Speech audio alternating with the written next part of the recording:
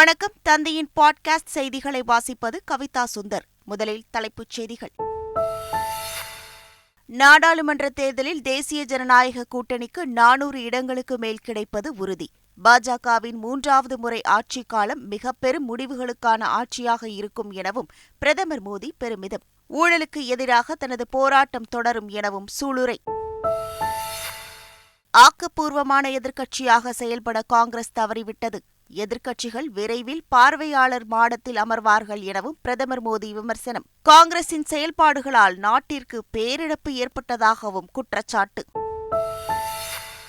பொதுமக்களின் பிரச்சினைகளை புரிந்து கொள்ளவே நடைபயணம். ஜார்க்கண்டில் பாரத் ஜோடோ நியாய யாத்திரையில் காங்கிரஸ் எம்பி ராகுல் காந்தி விளக்கம்.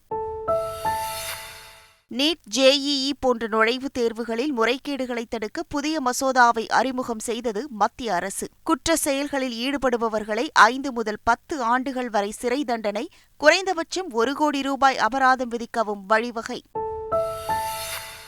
தேர்தல் ஆணைய அதிகாரிகள் சென்னையில் இன்று ஆலோசனை. தமிழகத்தில் நாடாளுமன்ற தேர்தல் முன்னேற்பாடுகள் குறித்து ஆலோசனை நடத்துகின்றனர். ஸ்பெயின் சுற்றுப்பயணம் முடிந்து நாளை சென்னை திரும்புகிறார் முதலமைச்சர் ஸ்டாலின். திமுக சார்பில் உற்சாக வரவேற்பு அளிக்க ஏற்பாடு. ஆட்சிக்கு வந்து 2.5 ஆண்டுகளாகியும் நீட் தேர்வு ரத்து வாக்குறுதியை திமுக அரசு நிறைவேற்றவில்லை. அதிமுக பொதுச் செயலாளர் எடப்பாடி பழனிசாமி குற்றச்சாட்டு. தூத்துக்குடி விமான நிலையத்திற்கு சிவந்தி ஆதித்தனார் பெயரை சூட்ட வேண்டும். திமுக நாடாளுமன்ற தேர்தல் அறிக்கை குழுவிடம் அமைச்சர் அனிதா ராதாகிருஷ்ணன் பரிந்துரை. புதுச்சேரி நாடாளுமன்ற தேர்தலில் தேசிய ஜனநாயக கூட்டணியில் போட்டியிடும் கட்சி எது? கலந்து பேசி முடிவெடுக்கப்படும் என முதலமைச்சர் ரங்கசாமி தகவல். ஜார்க்கண்ட் மாநில முதலமைச்சர் பதவியை தக்க வைத்தார் சம்பாய் சோரன். சட்டப்பேரவையில் நடைபெற்ற நம்பிக்கை வாக்கெடுப்பில் வெற்றி. சண்டிகர் மாநகராட்சி மேயர் தேர்தல் ஜனநாயக கேலிக்கூத்து என உச்சநீதிமன்றம் காட்டம். தேர்தல் நடத்திய அதிகாரியை விசாரணைக்கு உட்படுத்த வேண்டும் எனவும் கண்டனம். இங்கிலாந்து மன்னர் 3ஆம் சார்லஸ் புற்றுநோயால் பாதிப்பு. பக்கிங்காம் அரண்மனை அதிகாரப்பூர்வ அறிவிப்பு. இங்கிலாந்துக்கு எதிரான 2வது டெஸ்ட் போட்டியில் 106 ரன்கள் வித்தியாசத்தில் இந்தியா அபார வெற்றி. முதல் போட்டியில் தோல்வியடைந்த நிலையில் பதிலடி. இனி விரிவான செய்திகள். இந்தியாவில் மீண்டும் 3வது முறையாக பாஜக ஆட்சி அமைப்பது உறுதி என கூறிய பிரதமர் மோடி, எதிர்க்கட்சிகள் விரைவில் பார்வையாளர் மாடத்தில் அமர்வார்கள் எனவும் விமர்சித்துள்ளார். நாடாளுமன்ற மக்களவையில் குடியரசுத் தலைவர் உரைக்கு நன்றி தெரிவிக்கும் தீர்மானத்தின் மீது பிரதமர் மோடி உரையாற்றினார். அப்போது தங்கள் ஆட்சிக் காலத்தில் நிறைவேற்றப்பட்டுள்ள திட்டங்களை பட்டியலிட்டு பேசினார். வரும் நாடாளுமன்ற தேர்தலில் தேசிய ஜனநாயக கூட்டணி 400 இடங்களுக்கு மேல் வெற்றி பெறும் என்றும், அதில் பாஜக மட்டும் 370 இடங்களில் வெற்றி பெறும் என்றும் பிரதமர் மோடி கூறினார். எத்தனை எதிர்ப்புகள் வந்தாலும் ஊழலுக்கு எதிரான தனது போராட்டம் தொடரும் என்று குறிப்பிட்ட அவர், 3வது முறை பாஜக ஆட்சிக்கு வரும்போது வளர்ச்சியடைந்த பாரதத்தை உருவாக்குவோம் எனவும் சூளுரைத்தார். பொதுமக்களின் பிரச்சினைகளை புரிந்து கொள்ளவே நடைபயணம் மேற்கொள்வதாக காங்கிரஸ் எம்பி ராகுல் காந்தி விளக்கமளித்துள்ளார். ஜார்க்கண்ட் மாநிலம் ராம்கர் மாவட்டத்தில் நிலக்கரி பாரம் ஏற்றி சென்ற தொழிலாளியின் சைக்கிளை ராகுல் காந்தி தள்ள முயற்சித்த புகைப்படத்தை காங்கிரஸ் கட்சி எக்ஸ் தளத்தில் பதிவிட்டுள்ளது. அதில் மக்களின் பிரச்சினைகளை புரிந்து கொள்வது, அவர்களுக்கு செவி சாய்ப்பது, அவர்களுக்கு நீதி வழங்குவது என்பதே யாத்திரையின் நோக்கம் என்று காங்கிரஸ் கட்சி குறிப்பிட்டுள்ளது. ஸ்பெயின் சுற்றுப்பயணம் முடிந்து நாளை சென்னை திரும்பும் முதலமைச்சர் ஸ்டாலினுக்கு திமுக சார்பில் உற்சாக வரவேற்பு அளிக்கப்படவுள்ளது.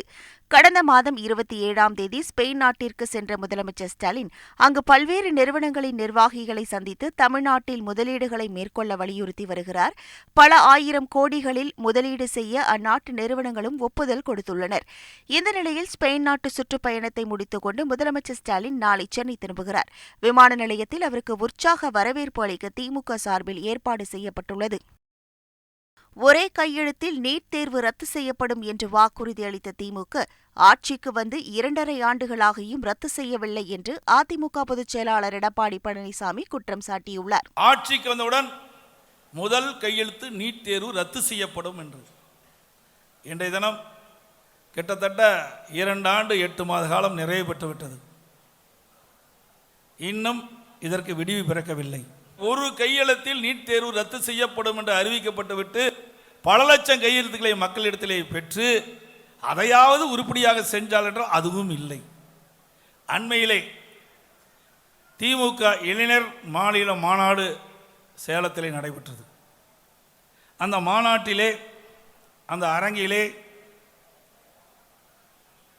நீட் தேர்வு ரத்து செய்வதற்காக பல தரப்பிடமிருந்து வாங்கப்பட்ட கையெழுத்து, அவருடைய கூட்டணி கட்சி தலைவரிடத்திலிருந்து வாங்கப்பட்ட கையெழுத்துக்கள் எல்லாம் சிதறி கிடந்து காலிலே மிதிபட்டு குப்பை தொட்டிக்கு போன காட்சியை நாம் தொலைக்காட்சியிலே பார்த்தோம்.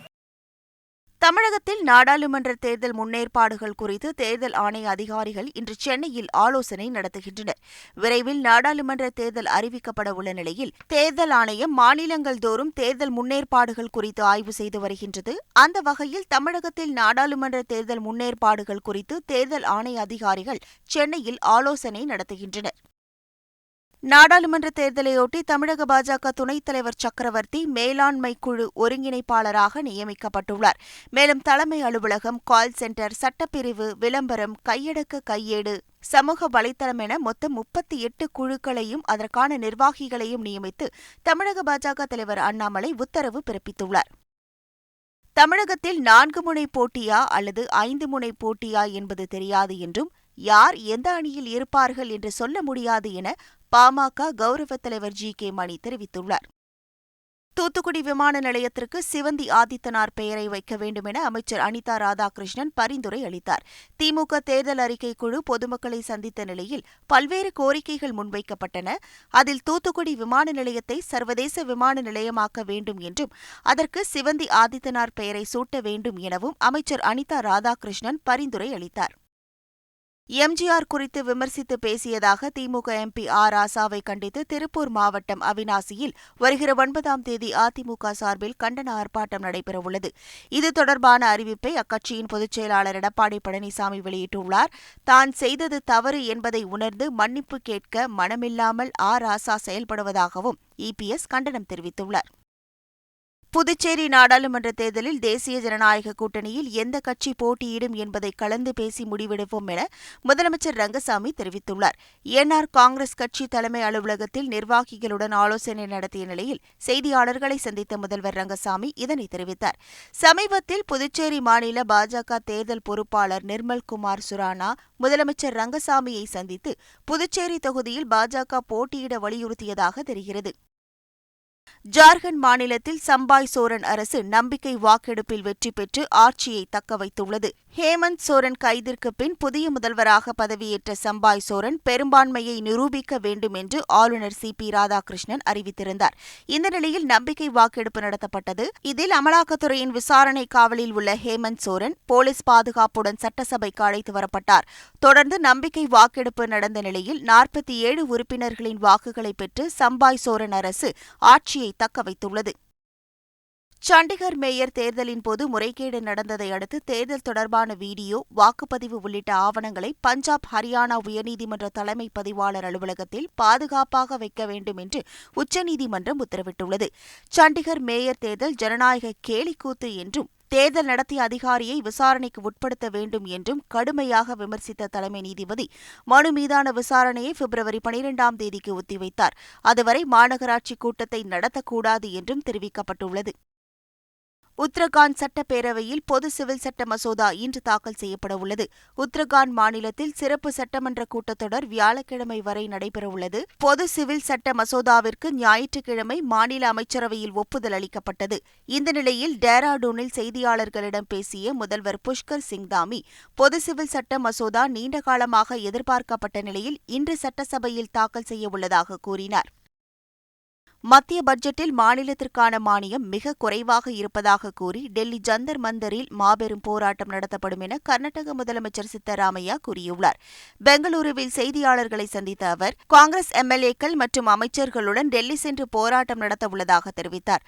மாநில அரசுகளுக்கு கொடுக்க வேண்டிய 62,098 கோடி பணம் நிலுவையில் உள்ளதாகவும், இது மத்திய அரசு இழைக்கும் அநீதியை காட்டுவதாகவும் கூறியுள்ளார். டெல்லி பேருந்துகளில் திருநங்கைகள் இலவசமாக பயணிக்கும் திட்டம் விரைவில் நடைமுறைப்படுத்தப்படும் என்று முதலமைச்சர் அரவிந்த் கெஜ்ரிவால் தெரிவித்துள்ளார். இது தொடர்பாக அவர் வீடியோ ஒன்றை வெளியிட்டுள்ளார். அதில் நமது சமூக சூழலில் திருநங்கைகள் பெரிதும் புறக்கணிக்கப்படுவதாக கூறியுள்ளார். இது நடக்கக்கூடாது, அவர்களும் மனிதர்கள்தான், அவர்களுக்கும் சம உரிமை உண்டு என்றும் தெரிவித்துள்ளார். நீட், ஜேஇஇ மற்றும் கியூயுஇடி போன்ற நுழைவுத் தேர்வுகளில் வினாத்தாள் கசிவுகள் மற்றும் முறைகேடுகளை தடுக்க புதிய மசோதாவை மத்திய அரசு அறிமுகம் செய்துள்ளது. இதனை மத்திய பணியாளர் நலத்துறை இணையமைச்சர் ஜிதேந்திர சிங் மக்களவையில் தாக்கல் செய்தார். மோசடியை தடுக்க குறைந்தபட்சம் 3 முதல் 5 ஆண்டுகள் வரை சிறை தண்டனை விதிக்கவும், மோசடி, திட்டமிட்ட குற்றங்களில் ஈடுபடுபவர்களுக்கு 5 முதல் 10 ஆண்டுகள் வரை சிறை தண்டனை, குறைந்தபட்சம் 1 கோடி அபராதம் விதிக்கவும் இந்த மசோதா வகை செய்கிறது. மே மாதம் 10ஆம் தேதிக்குள் இந்திய ராணுவப் படைகள் மாலத்தீவை விட்டு முழுமையாக வெளியேறும் என மாலத்தீவு அதிபர் முய்சு தெரிவித்துள்ளார். மாலத்தீவின் 3 தளங்களில் இந்திய ராணுவம் இருக்கும் நிலையில் மார்ச் 10ஆம் தேதி ஒரு தளத்திலிருந்தும் மே 10ஆம் தேதிக்குள் மற்ற 2 தளங்களில் இருந்தும் இந்திய ராணுவம் வெளியேற உள்ளதாக முய்சு குறிப்பிட்டுள்ளார். மாலத்தீவு நாடாளுமன்ற கூட்டத்தில் உரையாற்றிய அவர், தங்கள் நாட்டு இறையாண்மையில் பிற நாட்டை தலையிட அனுமதிக்க மாட்டோம் என்றும், நாட்டின் உள்விவரங்களில் இந்தியாவுடனான ஒப்பந்தத்தை மாலத்தீவு புதுப்பிக்காது எனவும் கூறினார். இங்கிலாந்து மன்னர் 3ஆம் சார்லஸ் புற்றுநோயால் பாதிக்கப்பட்டுள்ளதாக பக்கிங்காம் அரண்மனை அதிகாரப்பூர்வமாக அறிவித்துள்ளது. 75 வயதாகும் சார்லஸ் மன்னராகி 5 மாதங்களே ஆன நிலையில் கடந்த மாதம் உடல்நலக்குறைவு ஏற்பட்டது. லண்டனில் உள்ள தனியார் மருத்துவமனையில் அனுமதிக்கப்பட்டு புரோஸ்டேட் சுரப்பி வீக்கத்திற்காக அறுவை சிகிச்சை செய்யப்பட்டது. பின்னர் 3 நாட்கள் முழு உடல் பரிசோதனை நடத்திய பிறகு மன்னர் சார்லஸ் அரண்மனை திரும்பினார். இந்த நிலையில் மன்னர் சார்லஸ் புற்றுநோயால் பாதிக்கப்பட்டிருப்பதாக பக்கிங்காம் அரண்மனை அதிகாரப்பூர்வமாக அறிவித்துள்ளது. இதனிடையே அமெரிக்காவில் வசித்து வரும் சார்லஸின் 2வது மகனும் இளவரசருமான ஹாரி லண்டனுக்கு புறப்பட்டுள்ளார். இங்கிலாந்துக்கு எதிரான 2வது டெஸ்ட் போட்டியில் இந்திய அணி அபார வெற்றி பெற்றது. 399 ரன்கள் எடுத்தால் வெற்றி என்ற இலக்குடன் களமிறங்கிய இங்கிலாந்து 292 ரன்களில் ஆல் அவுட் ஆனது. இதன் மூலம் இந்திய அணி 106 ரன்கள் வித்தியாசத்தில் வெற்றி பெற்றுள்ளது. இந்திய அணி தரப்பில் பும்ரா 3 விக்கெட்டுகளும் அஸ்வின் 3 விக்கெட்டுகளும் வீழ்த்தினர். இந்த வெற்றியின் மூலம் 5 போட்டிகள் கொண்ட டெஸ்ட் தொடரில் 1-1 என்ற கணக்கில் இரு அணிகளும் சமநிலை வகிக்கின்றன. மீண்டும் தலைப்புச் செய்திகள். நாடாளுமன்ற தேர்தலில் தேசிய ஜனநாயக கூட்டணிக்கு 400 இடங்களுக்கு மேல் கிடைப்பது உறுதி. பாஜகவின் 3வது முறை ஆட்சிக் காலம் மிக பெரும் முடிவுகளுக்கான ஆட்சியாக இருக்கும் எனவும் பிரதமர் மோடி பெருமிதம். ஊழலுக்கு எதிராக தனது போராட்டம் தொடரும் எனவும் சூளுரை. ஆக்கப்பூர்வமான எதிர்க்கட்சியாக செயல்பட காங்கிரஸ் தவறிவிட்டது. எதிர்க்கட்சிகள் விரைவில் பார்வையாளர் மாடத்தில் அமர்வார்கள் எனவும் பிரதமர் மோடி விமர்சனம். காங்கிரசின் செயல்பாடுகளால் நாட்டிற்கு பேரிழப்பு ஏற்பட்டதாகவும் குற்றச்சாட்டு. பொதுமக்களின் பிரச்சினைகளை புரிந்து கொள்ளவே நடைபயணம். ஜார்க்கண்டில் பாரத் ஜோடோ நியாய யாத்திரையில் காங்கிரஸ் எம்பி ராகுல் காந்தி விளக்கம். நீட், ஜேஇஇ போன்ற நுழைவுத் தேர்வுகளில் முறைகேடுகளை தடுக்க புதிய மசோதாவை அறிமுகம் செய்தது மத்திய அரசு. குற்ற செயல்களில் ஈடுபடுபவர்களை 5 முதல் 10 ஆண்டுகள் வரை சிறை தண்டனை, குறைந்தபட்சம் 1 கோடி ரூபாய் அபராதம் விதிக்கவும் வழிவகை. தேர்தல் ஆணைய அதிகாரிகள் சென்னையில் இன்று ஆலோசனை. தமிழகத்தில் நாடாளுமன்ற தேர்தல் முன்னேற்பாடுகள் குறித்து ஆலோசனை நடத்துகின்றனர். ஸ்பெயின் சுற்றுப்பயணம் முடிந்து நாளை சென்னை திரும்புகிறார் முதலமைச்சர் ஸ்டாலின். திமுக சார்பில் உற்சாக வரவேற்பு அளிக்க ஏற்பாடு. ஆட்சிக்கு வந்து 2½ ஆண்டுகளாகியும் நீட் தேர்வு ரத்து வாக்குறுதியை திமுக அரசு நிறைவேற்றவில்லை. அதிமுக பொதுச் செயலாளர் எடப்பாடி பழனிசாமி குற்றச்சாட்டு. தூத்துக்குடி விமான நிலையத்திற்கு சிவந்தி ஆதித்தனார் பெயரை சூட்ட வேண்டும். திமுக நாடாளுமன்ற தேர்தல் அறிக்கை குழுவிடம் அமைச்சர் அனிதா ராதாகிருஷ்ணன் பரிந்துரை. புதுச்சேரி நாடாளுமன்ற தேர்தலில் தேசிய ஜனநாயக கூட்டணியில் போட்டியிடும் கட்சி எது? கலந்து பேசி முடிவெடுக்கப்படும் என முதலமைச்சர் ரங்கசாமி தகவல். ஜார்க்கண்ட் மாநில முதலமைச்சர் பதவியை தக்க வைத்தார் சம்பாய் சோரன். சட்டப்பேரவையில் நடைபெற்ற நம்பிக்கை வாக்கெடுப்பில் வெற்றி. சண்டிகர் மாநகராட்சி மேயர் தேர்தல் ஜனநாயக கேலிக்கூத்து என உச்சநீதிமன்றம் காட்டம். தேர்தல் நடத்திய அதிகாரியை விசாரணைக்கு உட்படுத்த வேண்டும் எனவும் கண்டனம். இங்கிலாந்து மன்னர் 3ஆம் சார்லஸ் புற்றுநோயால் பாதிப்பு. பக்கிங்காம் அரண்மனை அதிகாரப்பூர்வ அறிவிப்பு. இங்கிலாந்துக்கு எதிரான 2வது டெஸ்ட் போட்டியில் 106 ரன்கள் வித்தியாசத்தில் இந்தியா அபார வெற்றி. முதல் போட்டியில் தோல்வியடைந்த நிலையில் பதிலடி. இத்துடன் இன்றைய பாட்காஸ்ட் செய்திகள் நிறைவடைகின்றன. வணக்கம்.